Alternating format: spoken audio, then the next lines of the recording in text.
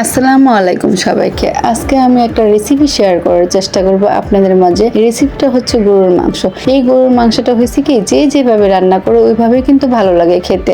আর আমি আজকে যেভাবে রান্না করি ওইটাই আপনাদের মধ্যে শেয়ার করার চেষ্টা করব। এখানে প্রায় 1 কেজির মতন হবে গরুর মাংস। আমি কেটে ধুয়ে পরিষ্কার করে একটা ফ্রাই প্যানে রেখেছি। আর এই গরুর মাংসটা রান্না করব আলু দিয়ে। এখানে হচ্ছে 1 প্যাকেট রাঁধুনি গরুর মাংসের মশলা। এখানে হচ্ছে পেঁয়াজ কেটে রেখেছিলাম আগে থেকেই, আর তেজপাতা ছিল, দারুচিনি, আর এখানে হচ্ছে ভিনেগার, কয়েকটা এলাচ, তারপরে হচ্ছে রসুন বাটা, আদা বাটা তো থাকবেই। আর এখানে এক এক করে সমস্ত মশলা দিয়ে ভালোভাবে মাখিয়ে রাখবো আমি। আর এই গরুর মাংসের মজাটা কোথায় জানেন? টেস্টটা এটা হচ্ছে মাখানোর মধ্যে। আমার মনে হয় যেটা যত ভালোভাবে মাখাবেন না ততই অনেক মজা লাগে, অন্যরকম একটা গ্রান বের হয় মাখানোর মধ্যে। আমরা যখন ছোট ছিলাম না তখন আমার আম্মু এভাবে গরুর মাংস দেখতাম মাখিয়ে রান্না করতো।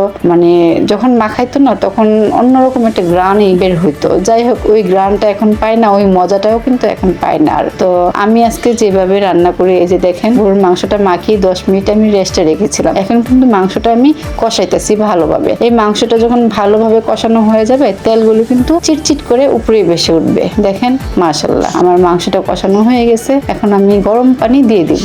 এই গরুর মাংসের মধ্যে গরম পানি দিলে হয় কি, গরুর মাংসটা দ্রুতভাবে সিদ্ধ হয়ে যায় ভালোভাবে। আর আমি কিন্তু আলু সহকারে মাখিয়ে গরুর মাংসটা বসাইছিলাম। দেখেন, মাশাআল্লাহ, আমার আলুগুলো কিন্তু ভেঙে যায়নি। আর এর মধ্যে কিন্তু আমি রসুনই দিয়েছিলাম গরুর মাংসের মধ্যে। মাশাআল্লাহ, দেখতেও কিন্তু বেশ কালারটা খুব সুন্দর আসছিল। যাই হোক, উনি খেয়ে বলতেছে যে গরুর মাংসটা নাকি ওনার কাছে খুবই ভালো লেগেছে। তো ওনার চেহারা দেখি আপনারা বুঝেন কিরকম উনি কত মজা করে খাচ্ছে। যাই হোক, সবাই ভালো থাকবেন, সুস্থ থাকবেন। আল্লাহ হাফিজ।